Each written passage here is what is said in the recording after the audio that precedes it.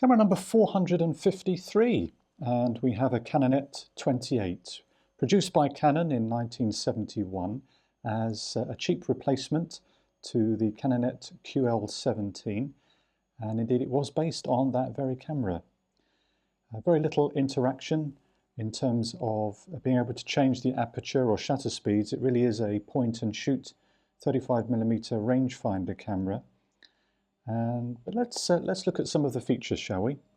It requires a battery to operate, and the battery is located here in the base. It's a bit fiddly, but it's a slide and lift mechanism, and then that reveals the 1.35 volt battery that's required, PX625. Can only be placed in one way in the camera, with the larger base on the bottom, like that.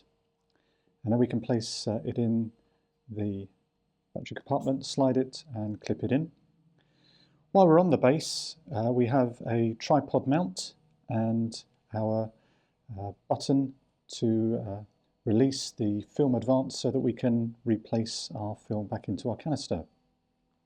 So with the battery in, it's now fully operative. We need to place the aperture ring on A, which it is, the red A. There we go. Let's just show that. A. So it's based on A.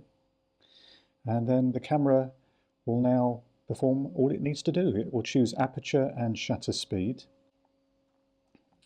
Once we've set the camera on A, looking through the viewfinder, on the right hand side here we have a green area which shows our shutter speeds, and we also have two red areas, one at the top, one at the bottom, showing over and under exposure.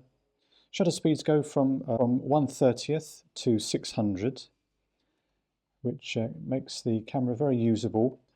We have to set our film speed. There is no DX coding, and we do that with this slider switch, which has to be pushed in and rotate or slid. And then we can set our film, and then the camera is then calibrated to do its thing really, and set the shutter speed and aperture. On the top plate here we have a hot shoe. Canon did produce a Canonet D which synced with the camera and basically took control and enabled you to not really worry about any of the aperture, distance that would be required, or power of the flash. You literally just put it on and you just focused and took your image. If you used a non-Canon, then you were in the realms of having to work out the power of the flash, the distance, and then from that you could set your aperture. And you would do that by sliding the switch, the aperture ring rather, off A. Now with a non-Canon flash, the shutter speed is 1/30th of a second, and so that actually opens up an opportunity to use the camera in manual mode. If you have a shutter speed of 1/30th of a second and you can change your aperture, then you can really take a bit more control. But otherwise the camera really was designed to be used in auto mode. It does have that option.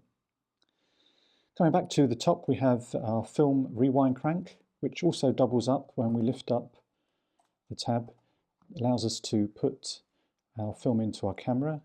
The light seals were not changed, and there was a little bit of a leak in some of the images, so I will have to do that, but I was keen to try and use the camera. So then once we've got our film in our camera, we've set our film speed, we can advance the film, and then we have our image of frame counter there. Okay, so that's pretty much it as far as the camera goes. There is, when you look through the viewfinder, there is a patch in the middle that allows you to focus, and that is still working, I'm pleased to say. So when you rotate, you can see the focus. The ghost image, there's two images and the ghost image, and you line them and then that's good to go.